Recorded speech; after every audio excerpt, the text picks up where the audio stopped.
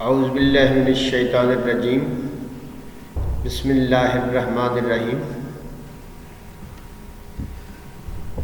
آج general science کی class 9 first chapter کا پہلا کوشچن ہے۔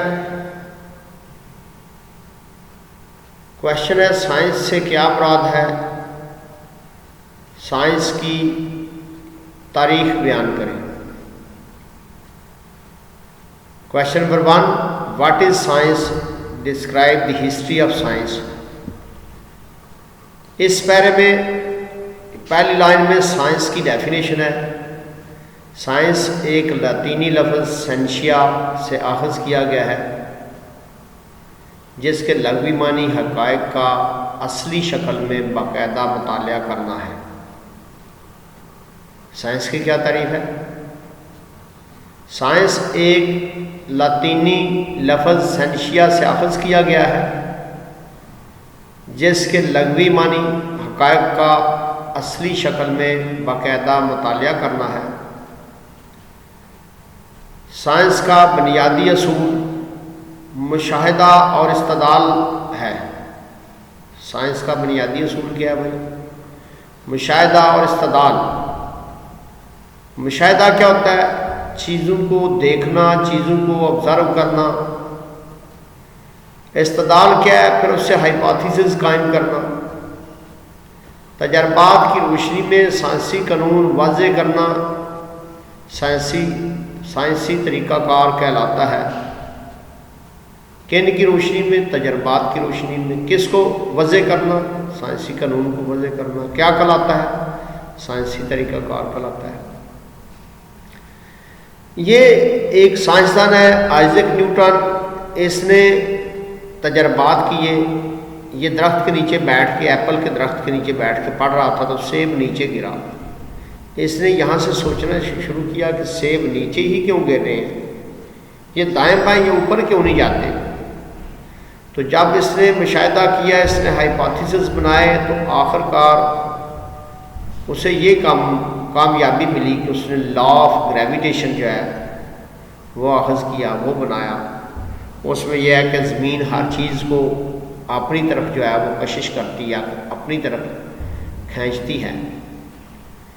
تو یہ مشاہدہ اور استدلال ہے، اور یہ تجربات کی روشنی میں قانون بنا ہے۔ بار بار اس نے یہی دیکھا کہ سیب نیچے گرتے ہیں۔ میں نے اس کویشچن کو سمجھنے کے لیے یہ ڈائیگرام کا سہارا لیا ہے۔ آپ نے اس میں صرف یہ 2 لائنیں یاد کرنی ہیں۔ یاد کرنے کا طریقہ یہ ہے کہ پہلے آپ کو اس کا تلفظ جو ہے وہ صحیح یاد ہو جائے، آپ اسے بار بار پڑھیں، جب سارے الفاظ آپ صحیح پڑھ سکیں، ان کی سمجھ آ جائے تو پھر آپ کو زبانی یاد کرنا ہے۔ اس کے بعد آپ نے اسے لکھنا ہے۔ جب تک آپ نے زبانی یاد کر کے اسے لکھنا نہیں ہے، آپ کا سبق مکمل نہیں ہوگا اور آپ کو نمبر اچھے نہیں مل سکیں گے۔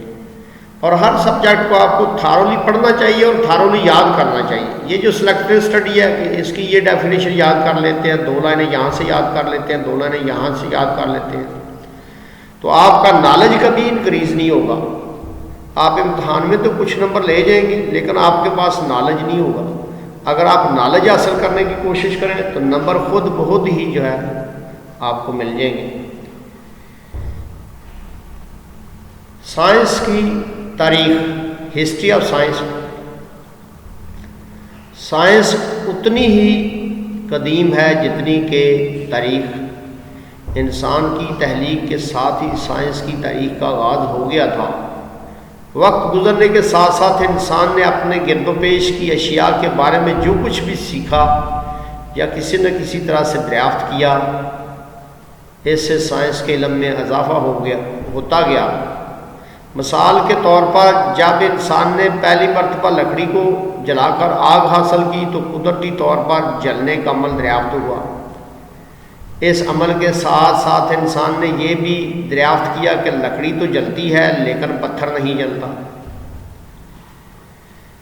سائنس کی تاریخ جو ہے اس پیراگراف میں کہا گیا ہے کہ اتنی ہی پرانی ہے جتنی کہ انسان کی تاریخ ہے.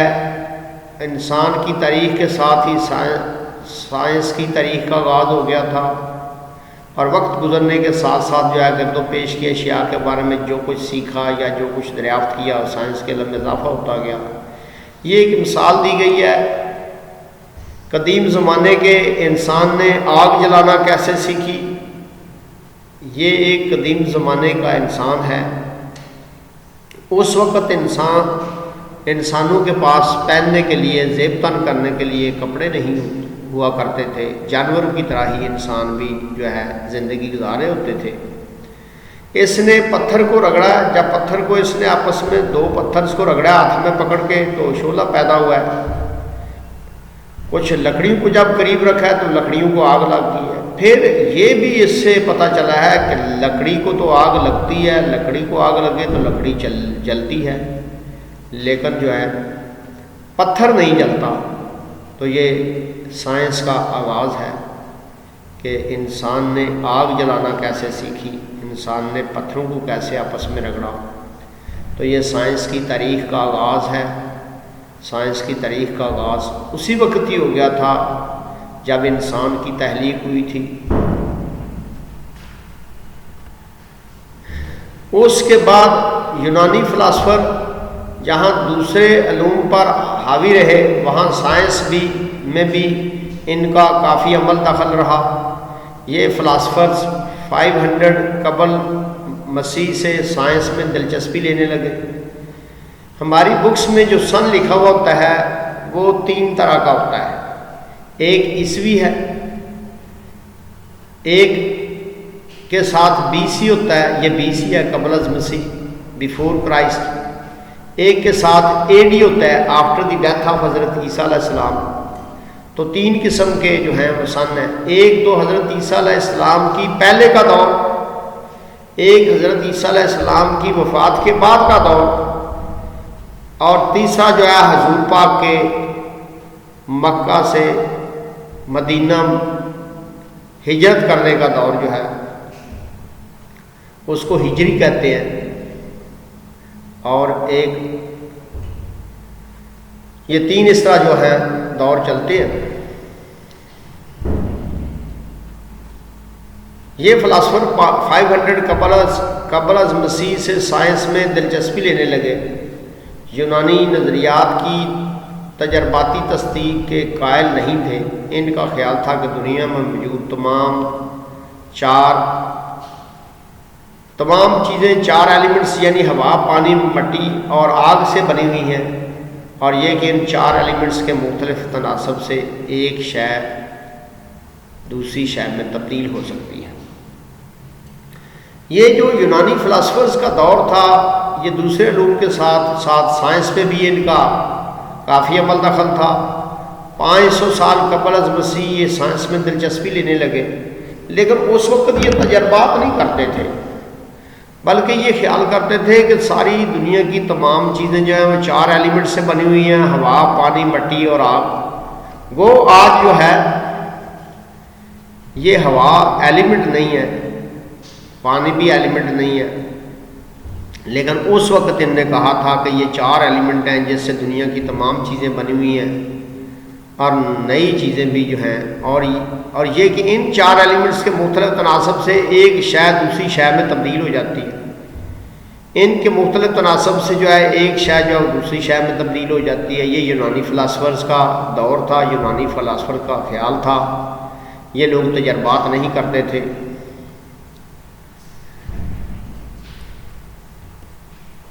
اس سے نیکسٹ دور ہے یہ سن عیسوی کا دور ہے. اب اس میں آفٹر دی ڈیتھ آف حضرت عیسیٰ علیہ السلام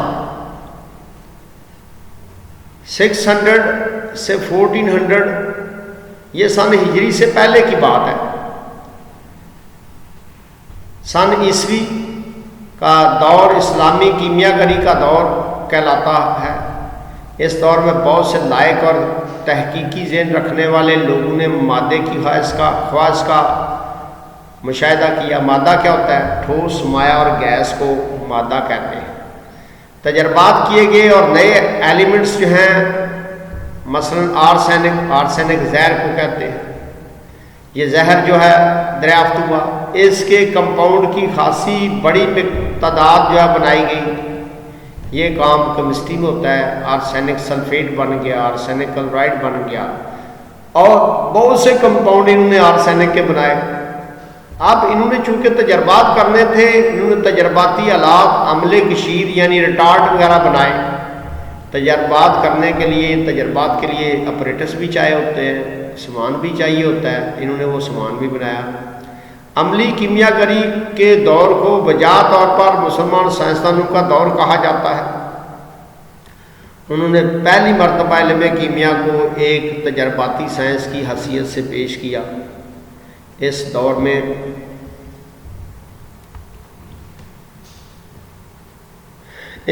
میں ان گنت تجربات کیے گئے اور بہت سے نئے کیمیائی عوامل جو ہیں وہ دریافت ہوئے۔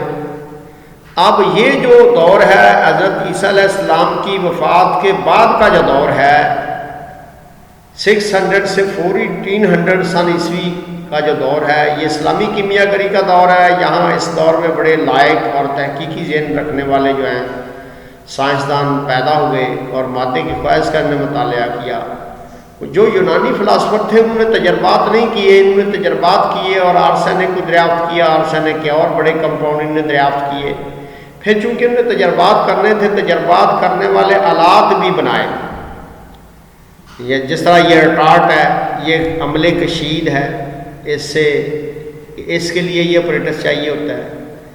اور بجا طور پر یہ کہا گیا کہ یہ مسلمانوں کا دور ہے، عملی کیمیا گری کے دور کو بجا طور پر مسلمان سائنسدانوں کا دور کہا جاتا ہے۔ اس میں پہلی مرتبہ علم کیمیا کو ایک تجرباتی سائنس کی حیثیت سے جو ہے اس دور میں پیش کیا گیا، اور اس دور میں ان گنت تجربات کیے گئے اور بہت سے نئے کیمیائی عوامل جو ہیں دریافت کیے گئے۔ تو یہ جو دور ہے 600 سے 1400 تک، یہ سائنس کا تجرباتی دور ہے۔ پہلا جو دور تھا اس میں سائنسدانوں نے، یونانی فلاسفر نے تجربات نہیں کیے۔ اس کے بعد مسلمانوں کے جب عروج تھا تو 13ویں صدی میں چنگیز خان اور ہلاکو خان کے ہاتھوں جو ہے عالم اسلام پر آنے والی تباہی کے نتیجے میں مسلمان جو پچھلی 7 صدیوں تک اہل علم اور دانش کے امام و پیشوا تھے، پیچھے ہٹنے لگے۔ یہ چنگیز خان اور ہلاکو خان نے زیادہ تر مسلمانوں سے جو ہیں سلطنتیں چھین لیں۔ مسلمانوں کی سلطنتیں نہ ہونے کی وجہ سے یہ سائنسدان جو تھے ان کے کام بھی جو ہیں وہ پیچھے پڑ گئے، اور ان کی جگہ مغرب کے ان سائنسدانوں نے لے لی جو انہی کی یونیورسٹیوں میں پڑھتے تھے، مسلمانوں کی یونیورسٹیوں میں پڑھتے تھے۔ ہلاکو خان اور چنگیز کے عالم اسلام پر تباہی مچانے کے بعد مسلمان جب 7 صدیوں تک جو ہے اہل علم کے دانش کے امام پیشوا تھے تو وہ پیچھے ہٹنے لگے، اور ان کی جگہ مغرب کے سائنسدانوں نے لے لی۔ جو مغرب کے جو سائنسدان تھے وہ مسلمان کی یونیورسٹیوں میں ہی تعلیم حاصل کرتے، یونیورسٹیوں سے فیض حاصل کیا۔ انہوں نے ان سائنسی روایات کو یورپ میں فروغ دیا جو آج تک قائم ہے۔ وہی طریقہ کار انہوں نے اپنایا جو مسلمان جو ہے طریقہ اپنائے ہوئے تھے، آج تک وہی قائم ہے۔ دور جدید کے سائنسدانوں میں چند سائنسدانوں کے نام ہیں۔ اب ان چند سائنسدانوں میں جو ہے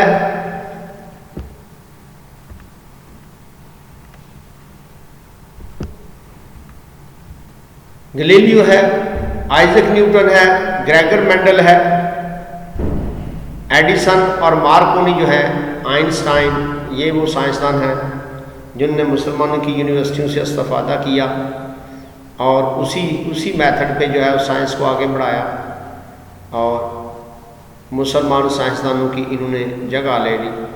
میں نے کتاب کا ایک ایک لفظ جو ہے اس میں انسٹال کیا ہے، ان گراف کو اور یا ان لائنز کو سمجھنے کے لیے میں نے ساتھ کچھ جو ہے وہ کنسیپٹ کلیئر کرنے کے لیے، آپ کو مزید بہتر سمجھنے کے لیے میں نے کچھ ڈائیگرام کا سہارا لیا ہے۔ امید ہے کہ ان ڈائیگرام کے ساتھ آپ اس پہلے سبق کو یاد کرنے میں کامیاب ہوں گے۔ یاد کرنے کا طریقہ یہ ہے کہ یہ پہلا لیسن آپ اپنی بک سے کھولیں، اس میں لکھا ہوا ہے سائنس کیا ہے، سائنس کی تاریخ بیان کریں۔ آپ پہلے ایک دفعہ کتاب سے پڑھیں، پھر آپ اس ویڈیو لیکچر کو آپ سنیں، اس ویڈیو لیکچر سے آپ کا کنسیپٹ کلیئر ہو جائے گا۔ پھر اسی طرح یہ ایک ایک پیرے کو آپ زبانی یاد کریں اور اس کو زبانی لکھیں، انشاءاللہ آپ کا سبق جو ہے وہ اچھا تیار ہو جائے گا۔ Thank you.